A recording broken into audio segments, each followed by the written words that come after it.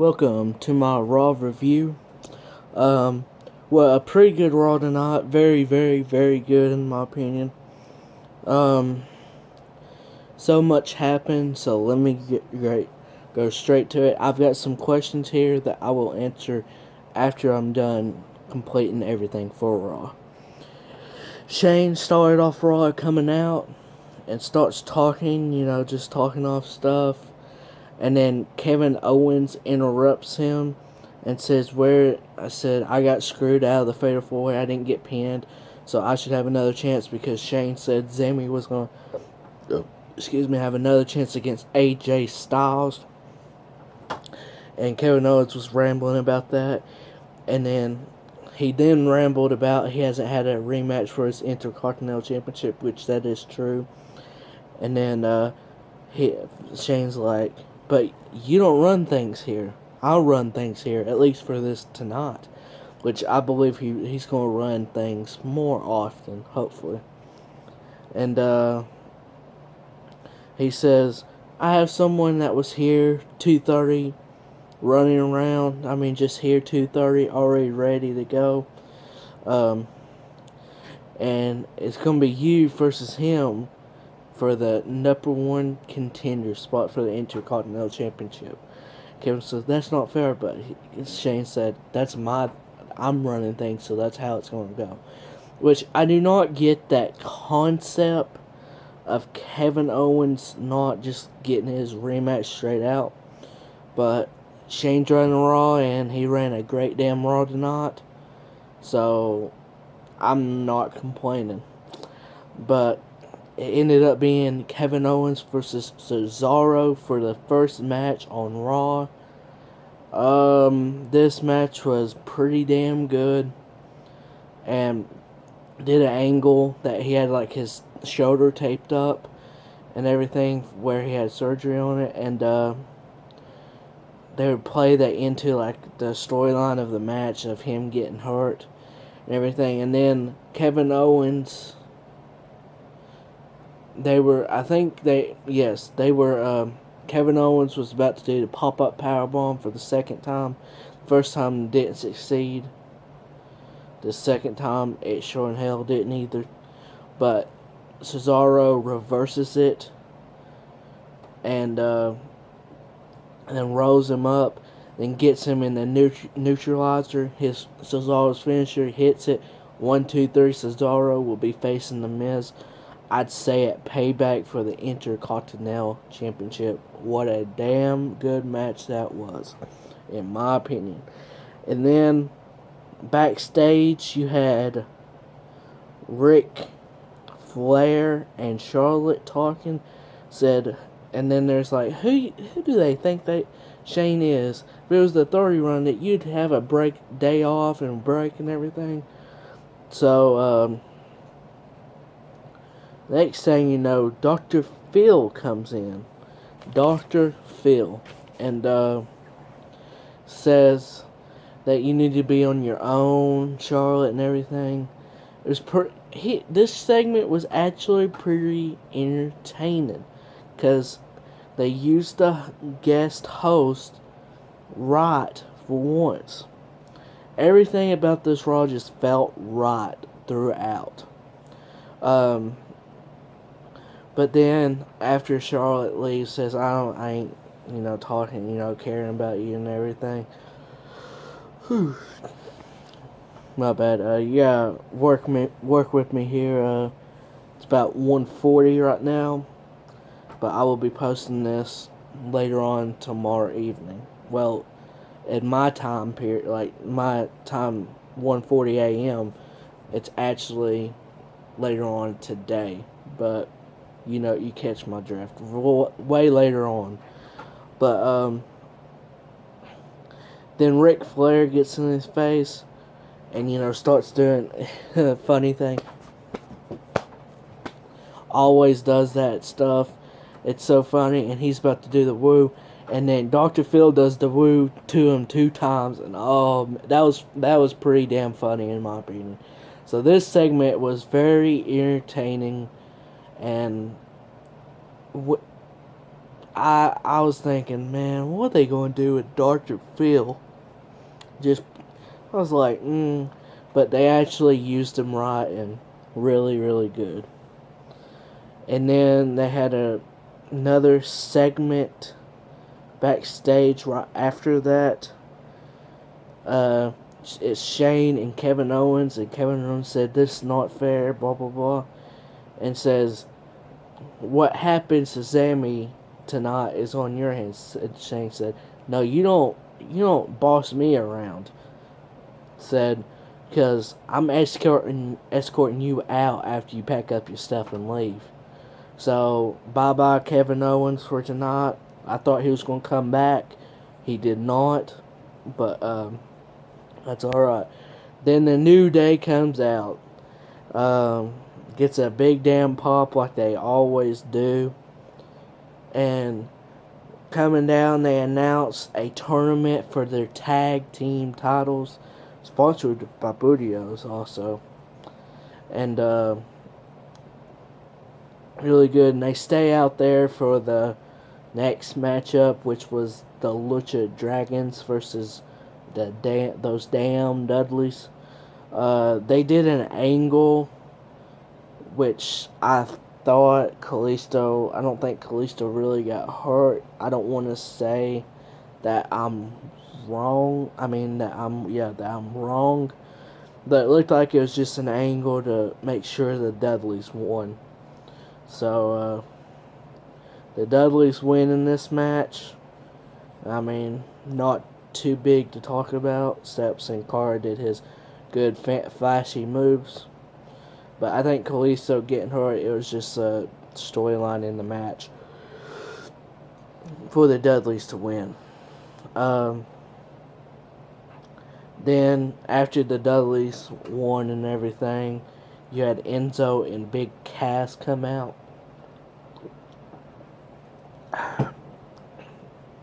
Mountain Dew Voltage, the best damn drink ever. But Enzo and Big Cass comes out, and Enzo does his thing, which I'll never get tired of. I wish Carmelo was there because that part's great also. So they come out and they start rambling and everything. I can't remember what they all say. And then Bubba says, "If it wasn't for us, for paving the way, you guys wouldn't be here." And Enzo says a funny damn thing. He said, "Well, I think if it wasn't for my mom and dad doing it, I wouldn't be here." Which that was damn hilarious. Oh, that was pretty damn funny. I was like, it's one of those things, if you're watching an old Raw or SmackDown and they just say something outrageous from the Attitude Era, you're like, did he really say that? And you have to rewind it and like listen to it again. It was just one of those things he said, and you just got caught off guard from him saying it. But it was damn hilarious. Then you had the WWE World Heavyweight Championship champion Roman Reigns come out. Boo. That's what most of you are saying right now if you hear Roman Reigns' name, which is ridiculous for you Roman haters. But he comes out and does the same line, which I didn't like it. I didn't like he said the same thing, but he said it and the crowd reacted and booed him, which means he's doing something right and he should be a heel. I think he's heading that way to be a heel. It might be slowly, but he's getting there. But he comes out and says, "I could beat anyone," something like that.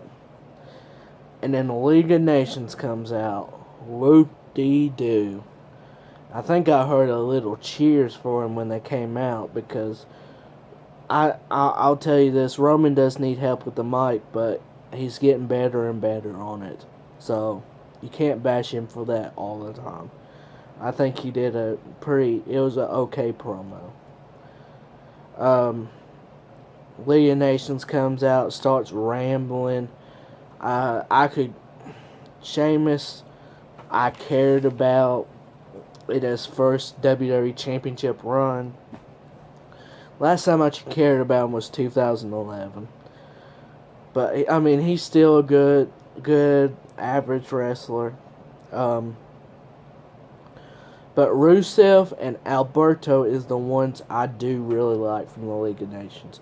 But as a group, they are a good group in my opinion. They just, at the beginning of the group, they just didn't do really that good. But I think they're starting and building them better. Start rambling and stuff. They get in the ring. Roman's about to try to go after him. And the Wyatt's music hits, and the Wyatts attack the League of Nations. Roman helps them. And then they're standing together looking at each other. Shane comes out and says, well, I don't think I'd ever see Roman Reigns and Bray Wyatt together, working together. But, I like the idea, and we're going to have it again here tonight for the main event. It's going to be Roman Reigns versus Bray Wyatt versus 2 of the League of Nations members. Which I thought, oh, God, that's the main event. I was like, But it ended up actually being good.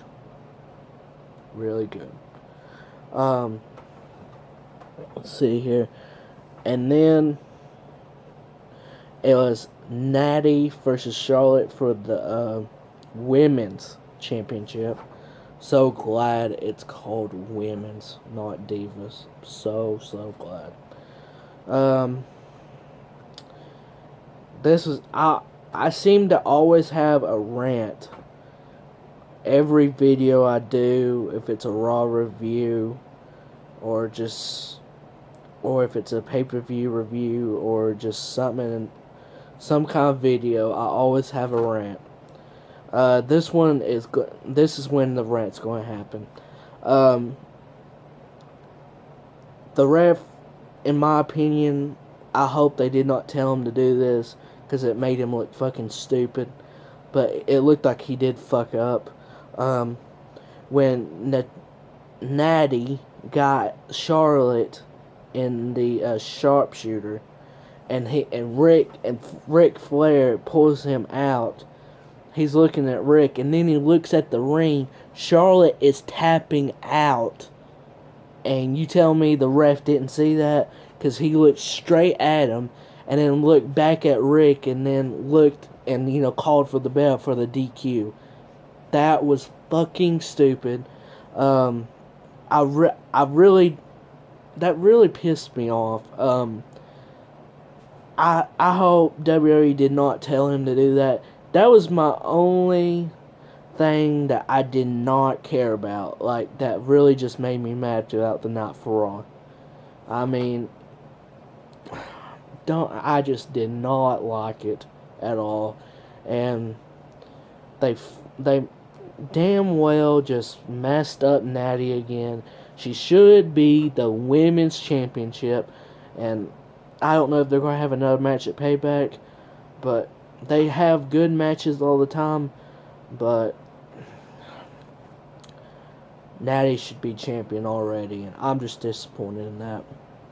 I mean, I know I'm one of her biggest fans, but come on, just give her the belt. You heard the people cheering for her when she put the sharpshooter on. Even before that, cheering for her all the time. She's got the fans behind her, just like Sasha does, and so as Becky does now. Here lately. I mean, let those 3 women battle it out. Charlotte, I mean, she's good. She's good as a heel. I mean, I don't mind her. I don't really would not want her as champion, but she is pretty good, I guess. I mean, she has went up on my radar of actually liking her more as a heel. But I just wish she was not with Ric Flair. I guess that's what it is. Now, Naomi, I did that thread and people said she's underrated as a women's wrestler. I don't know about that. I mean, I guess I give her too much for it, but I'd rather not see her wrestle. I mean, her damn finisher is putting her ass on somebody's face. Now, I mean, some guys would just love that. I mean, honestly. But if that's going to be her finisher, it's damn retarded. I mean, how can you take someone seriously when she has a finisher like that? My point. Then you had those damn awful Usos once again against the Social Outcasts.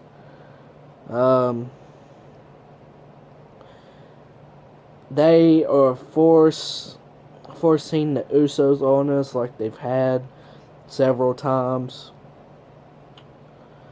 I actually did enjoy, like, I said I was going to go take a snack break or something. I did end up watching this match. Social Outcasts actually looked pretty good in this match, dominant. And then what happens? They do a bow train, which was pretty damn funny. I'm a fan of the Social Outcasts. Not the biggest fan, but I'm a fan of them. But they do a bow train, and then next thing I know, I think it was Slater that was in the ring. I think that was the legal man for the Social Outcast, and the other Uso tags in the other one. I can't keep them apart. I don't even know, and he comes and hits both of them, rolls them up in 1, 2, 3. The damn Usos don't do anything except get their ass beat, and then they somehow win. Like, what kind of bullshit is that? I mean, I know I do not like the Usos, but tell me if that was good booking or whatever. The Usos, I don't know. I don't know what people see in them. I'd rather have the damn Young Bucks because the times I've seen them, they entertain me better with super kicks.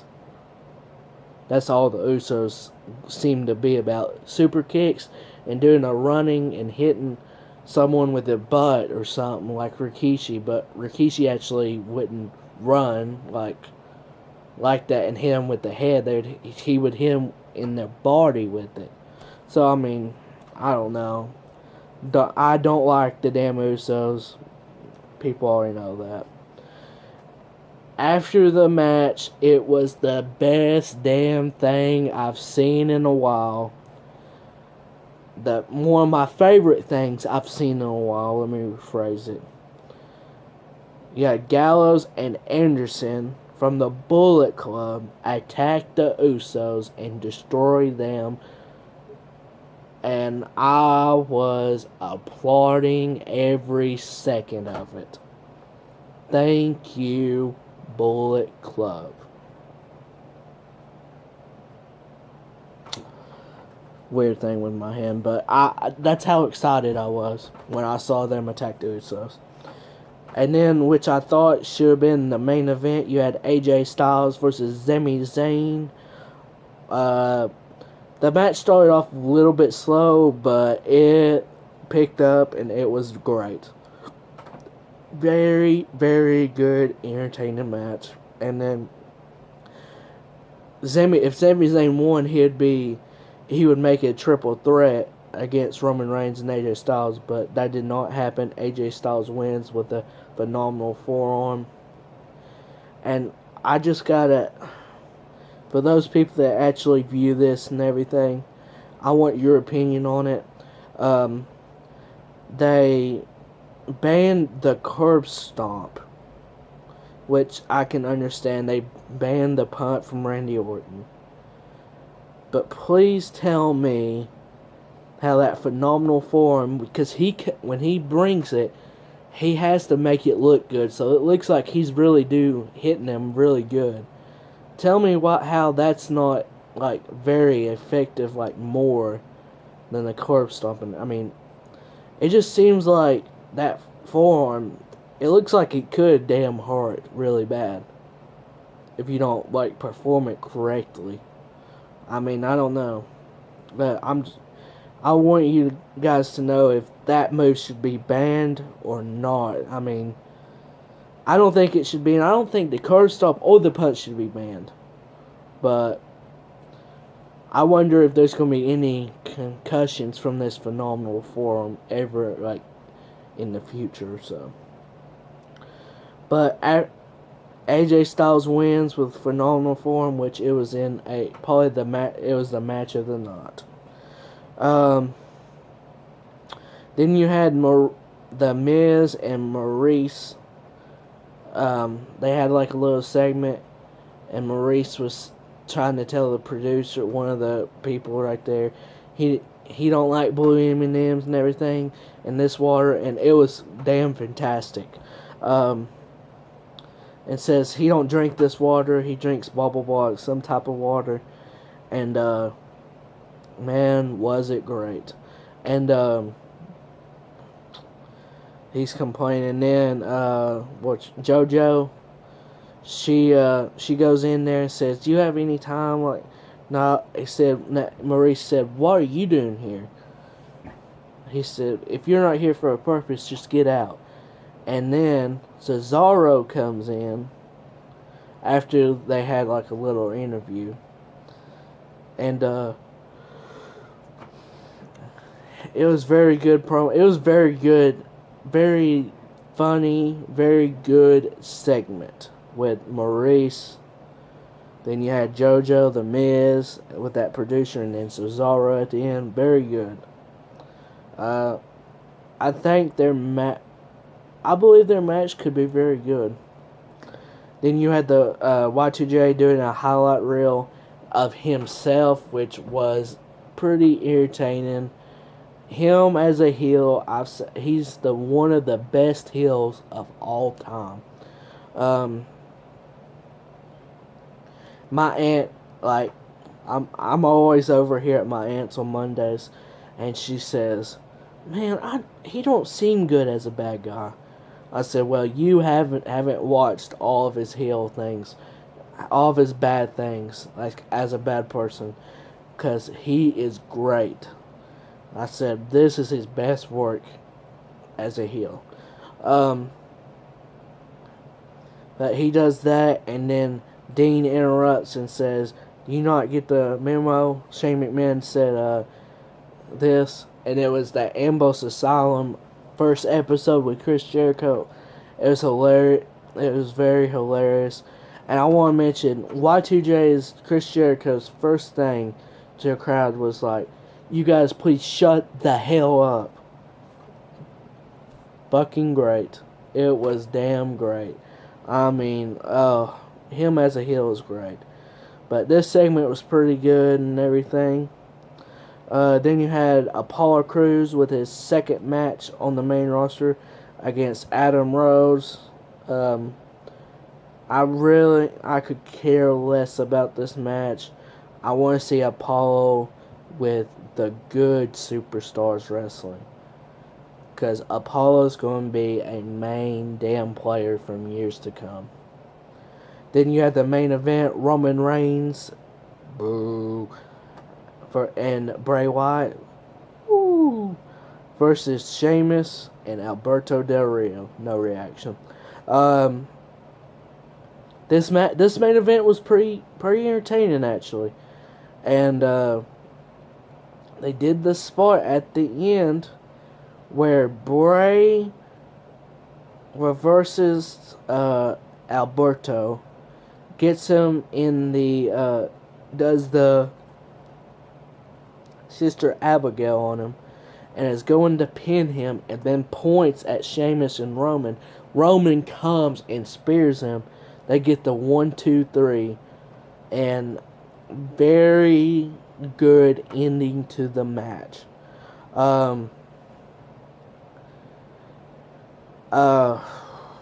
mean, and then I heard the dark match, which dark matches really don't count. Only counts to the fans because it's extra. But the dark match they had was 6-man tag team match. Was the Wyatts versus Dean, Roman, and AJ Styles. So people would think, oh god, they're not full heel. I mean, for a face like the Wyatts. Man, please shut up. It's just for the fans. If you understand what I'm thinking, you know. This Raw, I give it definitely a damn thumbs up. The grade I would give it is an A, not A plus. A. There's about, let's see, let me go down the list here with the things. The things I could do without was the Usos versus Social Outcasts and Apollo versus Adam Rose. I could do without those things. But other than that, I mean, Dudley's and Lucha Dragons, I could do without that too. But this Raw, I give it an A. Very damn good. Now, to your questions that have been sent to me after the Raw review. At Axel Brooks GTS. What a very good username. He said, where should Hell in a Cell, Survivor Series, and TLC go this year? Like the places. I don't know. You know, this is the first time I've ever been asked a question like this. Hell in a Cell. I want to say it should be in Minnesota. Be nice. Survivor Series. Survivor Series seems like it should be somewhere in the West Coast to me. And then TLC, I would like it to be at Boston because that crowd was pretty good. I mean, except the Roman and Sheamus because they were tired from all the good matches, all the like extreme matches, and they didn't like Roman as a face like they do now. Excuse me. So that's where I think. Now I wish one of those pay-per-views would be at least in Atlanta in the Phelps Arena, because I am going to a Raw in August there, and I'd like a pay-per-view to be there so I could actually go to it. And follow him at Capital. I don't know if it's Capital, but at AXELBROOKSGTS. Follow this person at PLUMLUCK21, Plum Lucky 21. They ask, how do I feel about Shane running Raw? Damn thumbs up. I love Shane running Raw. I hope it continues. Who knows? I do hope it continues. From one of the best followers you could ever have, at Jen Russell, capital J E N, capital WRASSLE, said, who do you think will be the members of the Bullet Club? Also asked when they would like debut, like wrestle, like wrestling wise, except maybe attacking people. I do not know when they're going to debut. The members I'd love to see it AJ, Finn, and then them two, Anderson and Gallows. I don't know if AJ's going to be in it just because the way their WWE's portraying him as a good guy, it looks like they're going to be bad. Not unless they just turn him that quick, but I don't see that happening. So I'd say it'd be Finn, Gallows, and Anderson at least to start it off, and it could be AJ later on, like months later or something like that.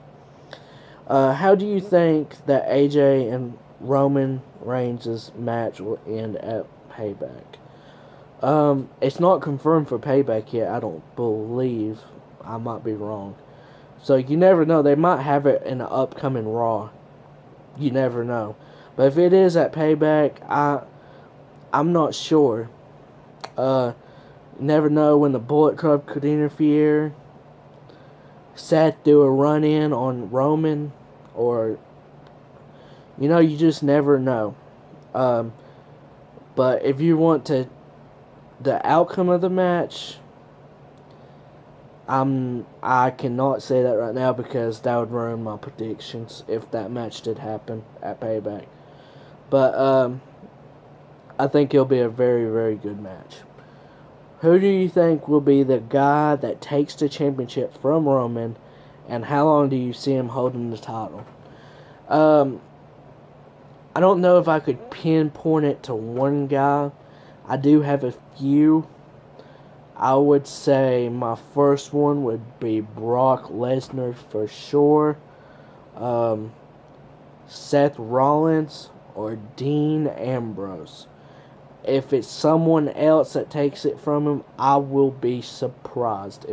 I will be surprised if it's someone else than them three. How long do I think? I say the ideal thing would be SummerSlam. Because you don't know if I think Seth will be back by then. Oh, another dude, Randy Orton. I think Cena will try to go back for that U.S. Championship and try to make that championship look really, really good again. But I do believe either Dean, Seth, Randy, or Brock Lesnar will take it from him. If it's not one of those four guys, I'll be surprised. I mean, it could be Cena, but who gives a fuck if it's Cena? Because, I mean, he's great, but that match should be at WrestleMania, if they haven't. If you liked this Raw review, please give it a thumbs up. If you haven't subscribed, please share it to people. Share this video. Share my YouTube channel. Get people to subscribe if they haven't. If you do that, I'll be much appreciative. And like I said, I will be doing a video. Let's see. I'll be doing my 10th edition of the Team Lesnar Wrestling Show on Friday. Just send me your questions through. You can direct message me or just tweet them at me at team__Lesnar. I will answer them. And on Sunday, I am doing a video with WWETownnation, his YouTube page. That's what it is.